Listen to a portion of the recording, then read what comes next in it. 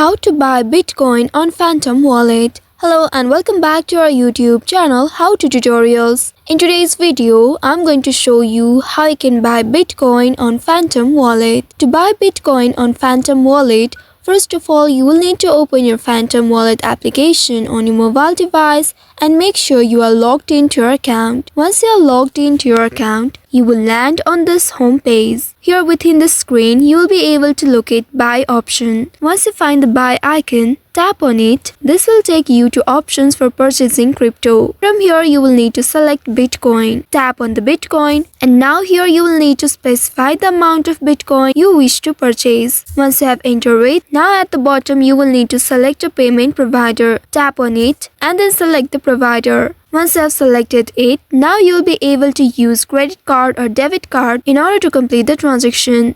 You will need to follow the prompts provided by the payment provider to complete your purchase. Once the transaction is completed, your purchased Bitcoin will be automatically deposited in your Phantom Wallet. So by following these steps, you can easily buy Bitcoin on your Phantom Wallet. I hope this tutorial was helpful. If yes, don't forget to like, share and subscribe to our channel. Also hit that bell icon to never miss any updates from us. Thank you for watching.